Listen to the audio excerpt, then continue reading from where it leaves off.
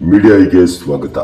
Big boss ಮನೆಯಲ್ಲಿ ಈಗ 6 ಜೋಡಿಗಳು ಆಟವಾಡುತ್ತಿದ್ದು, ಜೋಡಿಯಾಗಿದ್ದರೂ ಕೂಡ ಪ್ರತಿಯೊಬ್ಬರು ಮನಸ್ತಾಪಗಳಿವೆ. ಹಾಗಿದ್ದರೂ ಟಾಸ್ಕ್ ಆಡಬೇಕೆಂದು ಸುಮ್ಮನಿದ್ದಾರೆ ಎನಿಸುತ್ತದೆ. ಬೂದಿ ಮುಚ್ಚಿದ ಕೆಂಡದಂತಿರುವ ಜೋಡಿಗಳು ಯಾವಾಗ ಈ ವಾರ ಮುಕ್ತಾಯಗೊಳ್ಳುತ್ತದೆ ಎಂದು ಕಾಯುತ್ತಿದ್ದಾರೆ. ಈ ವಾರದ ಟಾಸ್ಕ್ ಆಡುವುದರಲ್ಲೂ ಸ್ಪರ್ಧಿಗಳು ಸೋತಿದ್ದಾರೆ. ಗುಂಪುಗಾರಿಕೆ ಮಾಡಿಕೊಂಡು ತಮಗೆ ಬೇಕಾದಂತೆ ಆಟವನ್ನ ಆಡ್ತಿದ್ದಾರೆ. ಇದು ವೀಕ್ಷಕರ ಕಣ್ಣಿಗೆ ಸ್ಪಷ್ಟವಾಗಿ ಕಾಣಿಸ್ತಾ ಇದೆ. ತಾವು ಗೆಲ್ಲಬೇಕು ಎಂದು ಆಡುವುದಕ್ಕಿಂತಲೂ ಎದುರಾಳಿಯನ್ನ ಸೋಲಿಸಬೇಕು ಎಂಬ ಛಲವೇ ಎಲ್ಲರಲ್ಲೂ ಇದೆ. ಹೇಗಾದ್ರೂ ಮಾಡಿ ಗೌತಮಿ ಮತ್ತು ಹನುಮಂತು ಗೆಲ್ಲಬೇಕು ಎಂಬ ಮಂಜು ಆಟವಾಡುವಾಗ ಬಹಳ ಚಾಲಾಕಿಯಿಂದ ಮಾತನಾಡಿದ್ದಾರೆ.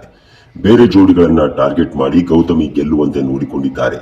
ತಾವು ಉತ್ಸುವಾರಿಯಾಗಲು ಕೂಡ ಗೌತಮಿಯನ್ನ ಗೆಲ್ಲಿಸಿದ್ದಾರೆ.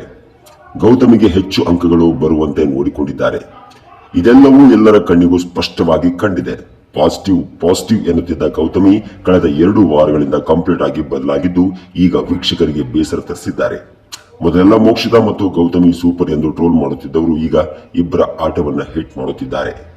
ಜೊತೆ ಕಾರ್ಯಕ್ರಮಕ್ಕೆ ವೀಕ್ಷಕರು ಸಾಕಷ್ಟು ಸಲಹೆಗಳನ್ನ ಕಿಚ್ಚ ಸುದೀಪ್ ಅವರಿಗೆ ನೀಡುತ್ತಿದ್ದಾರೆ. ಕಳೆದ ವಾರ ಮೊದಲ ಬಾರಿಗೆ ಉತ್ತಮ ಪದಕವನ್ನ ಭವ್ಯ ಅವರು ಪಡೆದಿದ್ರು. ಇನ್ನು ಈ ಮನೆಯಲ್ಲಿ ಕಿಚ್ಚನ ಚಪ್ಪಾಳೆಯನ್ನ ಹನುಮಂತು ಒಬ್ಬರೇ ಪಡೆದಿರುವುದು. ಆಟ ಶುರುವಾಗಿ 1.5 ತಿಂಗಳು ಕಳೆದರೂ ಕೂಡ ಮನೆಯ ಯಾವ ಸದಸ್ಯರಿಗೂ ಆಟದ ಮೇಲೆ ಗಮನವೇ ಇಲ್ಲ. ಯಾಕೆ ಈ ಮನೆಗೆ ಬಂದಿದ್ದೇವೆ ಎಂಬುದನ್ನು ಮರೆತು ತಮ್ಮದೇ ರೂಲ್ಸ್ ಗಳನ್ನ ಮಾಡಿಕೊಂಡಿದ್ದಾರೆ. ಕಿಚ್ಚನ ಚಪ್ಪಾಳೆ ಸೇರಿದಂತೆ ಪ್ರಶಂಸಿಸುವಂತೆ ಯಾರೊಬ್ಬರೂ ನಡೆದುಕೊಳ್ಳುತ್ತಿಲ್ಲ. ಈ ವಾರವೂ ಆಟವು ಕಳಪೆಯಾಗಿದ್ದು, ಅಭಿಮಾನಿಗಳು ಯಾವೆಲ್ಲ ವಿಚಾರಗಳನ್ನ ಚರ್ಚಿಸಬೇಕು ಎಂದು ಸುದೀಪ್ ಅವರಿಗೆ ಸಲಹೆಯನ್ನ ಕೊಟ್ಟಿದ್ದಾರೆ.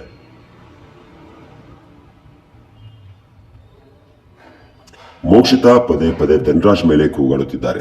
ಈ ವಾರವೂ ಧನರಾಜ್ಗೆ ಕಳಪೆ ಪಟ್ಟವನ್ನ ಕೊಟ್ಟಿದ್ದಾರೆ.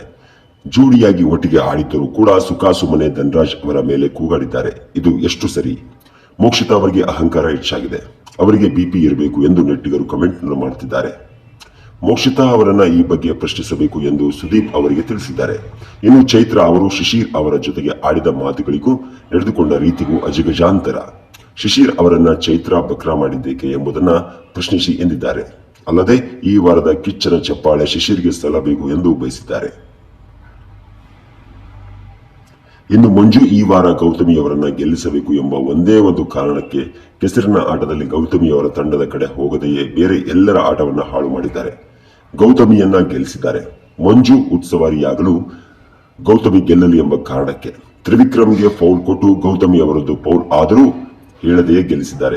ಇದೆಲ್ಲ ಎಷ್ಟು ಸರಿ ಎಂದು ಪ್ರಶ್ನೆ ಮಾಡಬೇಕು ಎಂದು ನೆಟ್ಟಿಗರು ಕಮೆಂಟ್ಗಳನ್ನ ಮಾಡ್ತಿದ್ದಾರೆ. ಈ ವಾರ ಕಿಚ್ಚನ ಪ್ರಶ್ನೆಗಳು ಯಾರಿಗೆ ಎಂಬ ಕುತೂಹಲವೂ ಕೂಡ ತುಂಬಾನೇ ಇದೆ.